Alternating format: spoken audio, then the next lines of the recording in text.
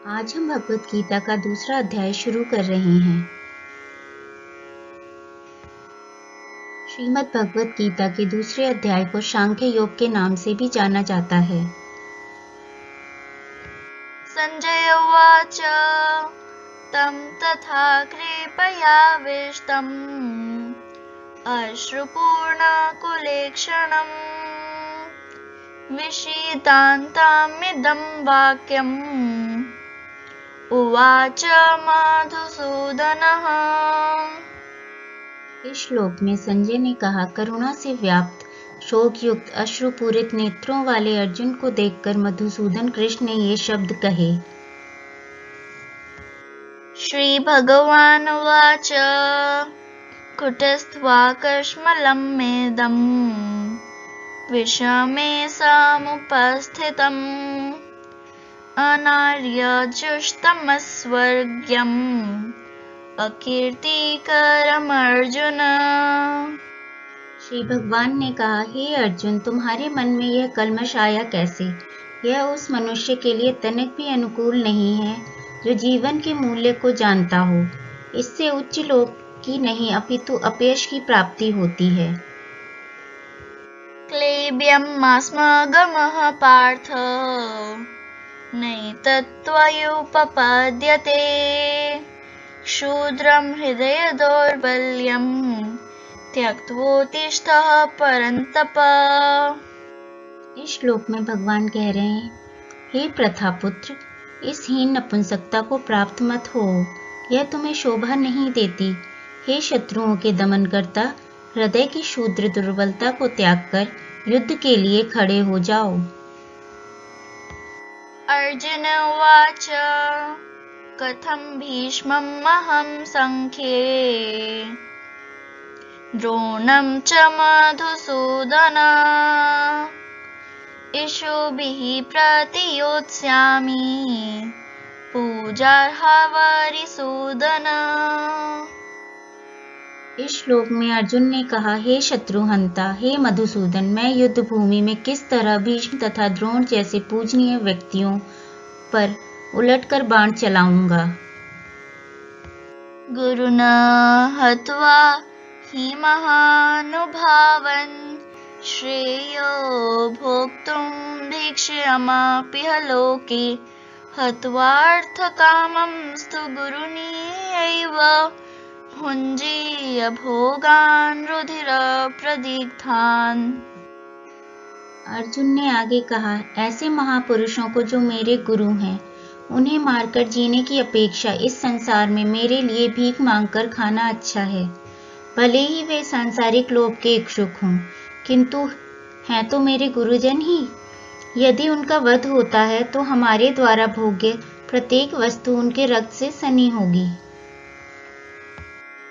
न चैत्विद्मा कतरानुगीर्यो यद्वा जयेमा यदि वा न जयेयुः यानेव हत्वा न जिजीविष्मामस्तेव स्थिताः प्रमुखे धार्तराष्ट्रः।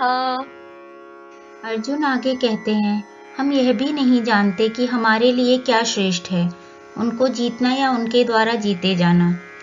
यदि हम धृतराष्ट्र के पुत्रों का वध कर देते हैं तो हमें जीवित रहने की आवश्यकता नहीं है, फिर भी ये युद्ध भूमि में हमारे समक्ष खड़े हैं।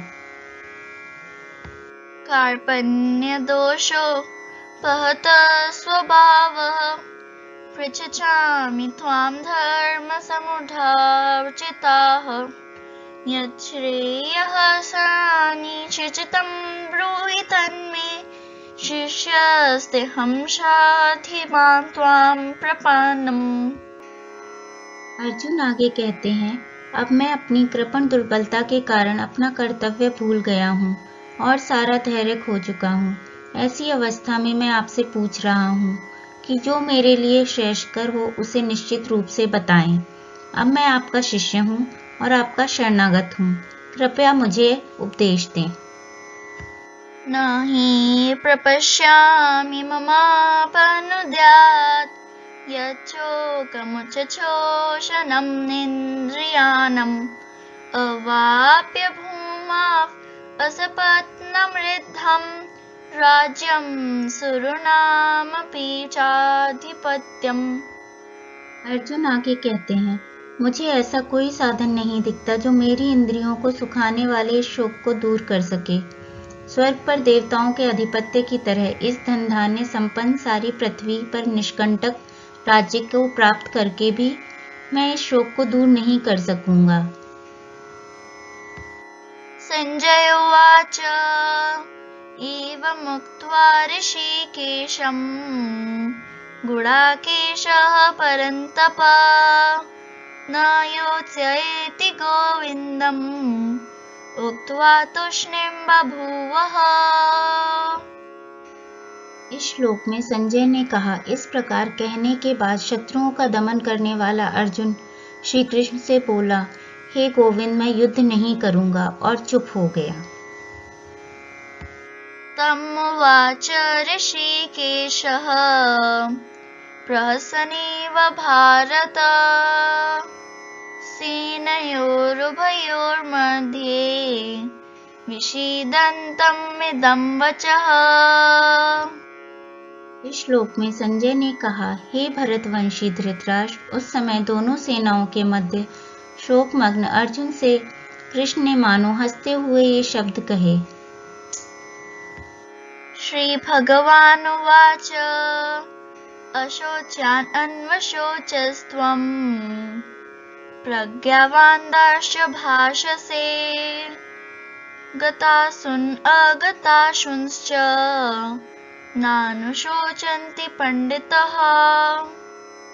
श्री भगवान ने कहा, तुम पांडित्यपूर्ण वचन कहते हुए उनके लिए शोक कर रहे हो जो शोक करने योग्य नहीं है।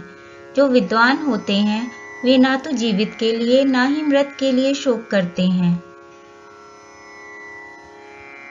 न त्वेवाहं जातु नासं न त्वं नेमे जनाधिपः न चैव नाभिविश्यामः सर्वे वयमतः परम्। इस श्लोक में भगवान कह रहे हैं, ऐसा कभी नहीं हुआ कि मैं न रहा हूँ या तुम न रहे हो अथवा ये समस्त राजा न रहे हों, और न ऐसा है कि भविष्य में हम लोग नहीं रहेंगे।